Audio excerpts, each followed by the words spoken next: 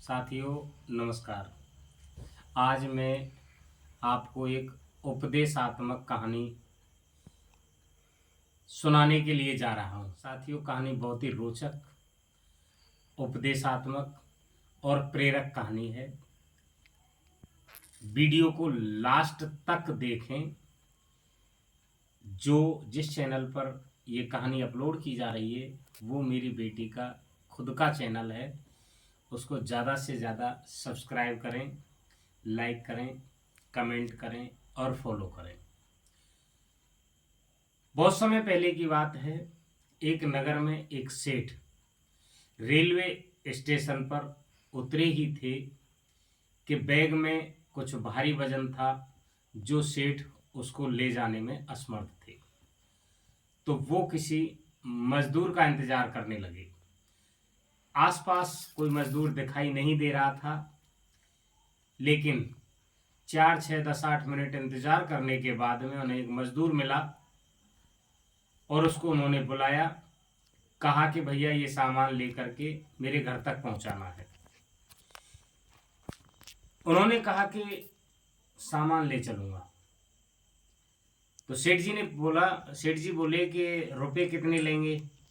मजदूर बोला, सेठ जी जो आप दे देंगे वही ले लूंगा, लेकिन मेरी एक शर्त है। बोले, क्या शर्त है। बोले, मैं पूरे रास्ते में बोलता चलूंगा, जो भी कुछ बोलूं उसको आपको सुनना पड़ेगा। यदि मैं नहीं बोलूं तो आप बोलोगे, मैं उसे सुनूंगा। तो ये शर्त लगा दी उन्होंने। मतलब या तो आप सुनाओगे मुझे कुछ या मैं आपको सुनाऊंगा। सेठ जी बोले, मुझे आपसे सामान नहीं उठवाना है, मुझे आपसे सामान नहीं उठवाना है, आप जाइए। सेठ जी ने काफी इंतजार किया दूसरे मजदूर के लिए, और दूसरा मजदूर फिर नहीं आया। तो परिणाम स्वरूप सेठ जी ने पुनः उसी मजदूर को आवाज देकर बुलाया कि भैया आप ही मेरे सामान को घर पहुंचा दो। मजदूर बोला, सेठ जी आपको मेरी शर्त तो याद है ना। सेठ जी बोले, मुझे आपकी शर्त मंजूर है, आप सामान उठाइए। आपको याद दिला दूं कि वो स्टेशन से सेठ जी का जो मकान था तकरीबन 500 मीटर दूर था। मजदूर ने बेचारे ने वो सामान अपने सिर पर रखा और धीरे धीरे चलने लगा। धीरे धीरे जैसे ही वो चलता जा रहा था तो सेठ जी से उसने पूछा, सेठ जी आप सुना रहे हो कुछ कुछ या मैं सुनाना प्रारंभ करूं। सेठ जी बोले, नहीं आप ही सुनाइए। तो मजदूर ने बहुत कुछ सुनाया और सुनाते सुनाते वो उनके घर तक सामान पहुंचा दिया। जैसे ही घर सामान पहुंचाया, सेठ जी ने उनके मजदूरी के जो रुपए बनते थे वो दे दिए। मजदूर ने सहर्ष उन रुपयों को अपने पास ले लिया। चलते चलते सेठ जी से एक प्रश्न पूछा, सेठ जी आपने मेरी बात तो ध्यानपूर्वक सुनी थी ना।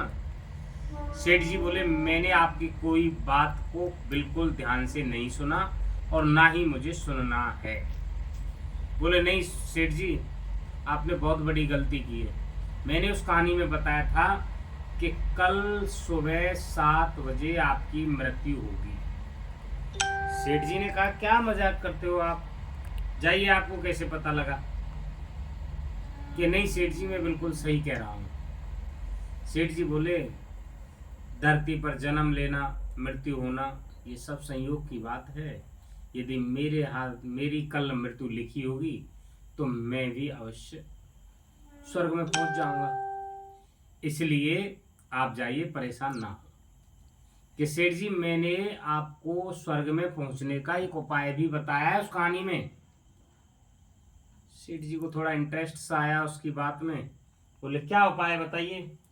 बोले, उपाय ये है कि आप जैसे ही आपको यमराज के पास ले जाया जाएगा और यमराज आपको एक प्रश्न देंगे, और वो प्रश्न क्या, आपसे आपकी इच्छा पूछेंगे, और वो पूछेंगे कि आपको पहले पाप का फल भुगतना है या पुण्य का फल भुगतना है? तो आप उसका जवाब देना कि मैं पाप का फल भुगतने के लिए तैयार हूं, लेकिन पुण्य का फल भी मैं अपनी आंखों से देखना चाहता हूं। इस बात को कहकर के मजदूर सेठ जी के घर से चला जाता है। सेठ जी को रात भर नींद नहीं आती है इस चिंता में कि कहीं सुबह 7 बजे मुझे जाना होगा। और वास्तव में वही हुआ। सुबह 7 बजे और सेठ जी की मृत्यु हो जाती है। सेठ जी की जब आत्मा ऊपर यमराज के पास पहुंचती है, यमराज उनसे वही प्रश्न पूछता है जो मजदूर बता के गया था। बोले, क्यों भाई सेठ जी, आपको पहले पाप का फल भुगतना है या पुण्य का फल भुगतना है? सेठ जी ने मजदूर वाला जो उत्तर था वो याद था, उसने वही बता दिया कि मैं पाप का फल भुगतने के लिए तैयार हूं, लेकिन पुण्य का फल मैं अपनी आंखों से देखना चाहता हूं। यमराज ने कहा कि ये कौन सा आपका जवाब रहा? आप तो ये बताइए कि पाप का फल भुगतना है पहले या पुण्य का फल भुगतना है पहले? फिर दोबारा सेठ जी ने वही जवाब दिया कि मैं पाप का फल भुगतने के लिए तैयार हूं, लेकिन पुण्य का फल मैं अपनी आंखों से देखना चाहता हूं। यमराज बोले, भाई सेठ, मेरे पास इतनी पावर नहीं है, मैं किसी कानून के ज्ञाता के पास आपको ले चलता हूं। इतनी शक्ति मुझ में नहीं है कि जो प्रश्न आपने दिया है उस पर मैं खरा उतरूं, इसलिए आपको मैं किसी कानून के ज्ञाता के पास ले चलता हूं। यमराज उसको लेकर के ब्रह्मा जी के पास गए। ब्रह्मा जी ने कहा, बताइए भाई कैसे आए? तो वही प्रश्न बता दिया, वही जवाब सेठ जी का बता दिया। ब्रह्मा जी बोले, आप इस प्रश्न का उत्तर मेरे पास भी नहीं है, हम दोनों लेकर के सेठ जी को भगवान विष्णु के पास चलते हैं।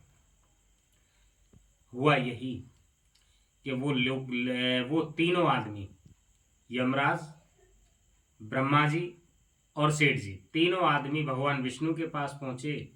भगवान विष्णु को सारी बातें समझ में आ गई और उन्होंने देख करके यमराज को और ब्रह्मा जी को वापस अपने नियत स्थान पर भेज दिया। कहा कि आप दोनों जाइए, सेठ जी को मेरे पास छोड़ जाइए। कुछ समय बाद जब वो दोनों चले गए, ब्रह्मा जी और यमराज जी दोनों चले गए, तो सेठ जी से पूछा गया, बताइए भाई अब आपकी समस्या क्या है? बोले, सेठ जी मेरी कोई समस्या नहीं है। यमराज जी ने मुझसे पूछा कि आप पहले पाप का फल पहले भुगतेंगे या पुण्य का? मैंने उनसे ये कह दिया कि मैं पाप का फल भुगतने के लिए तैयार हूं, लेकिन पुण्य का फल अपनी आंखों से देखना चाहता हूं। भगवान विष्णु बोले, अरे मूर्ख सेठ, धन्य है उस मजदूर रूपी गुरु का, धन्य है उस मजदूर रूपी गुरु का जो आपको चलते चलते भी ये ज्ञान दे गया। अब और क्या चाहता है? तेरे सारे पाप मेरे दर्शन मात्र से नष्ट हो गए। अब इससे बड़ा और पुण्य क्या मिलेगा? तेरे जीवन में जा, पुण्य ही पुण्य है। तू मेरे पास यहां तक जो पहुंचा है ना, उस मजदूर रूपी गुरु के कारण ही पहुंचा है। मैं बारंबार ऐसे गुरुओं को प्रणाम करता हूं। और मित्रों, कहानी का जो उपदेश है वो ये है कि गुरु हमें किसी भी रूप में मिल सकता है। जरूरी नहीं है कि जो हमें आध्यात्मिक शिक्षा दे, हमें विद्यालयी शिक्षा दे।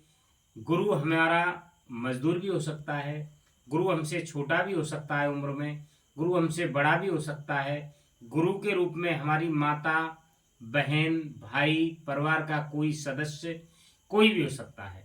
तो मित्रों, ऐसे गुरु के लिए मैं बारंबार प्रणाम करता हूँ। और कहा भी गया है, गुरुर् ब्रह्मा गुरुर् विष्णु गुरुर्देवो महेश्वराय, गुरुर् साक्षात परम ब्रह्म तस्मै श्री गुरुवे नमः। मित्रों याद रखना, बेटी का चैनल मेघा सिंह के नाम से है। चैनल को ज़्यादा से ज़्यादा सब्सक्राइब करें, लाइक करें, कमेंट करें, शेयर करें। नमस्कार।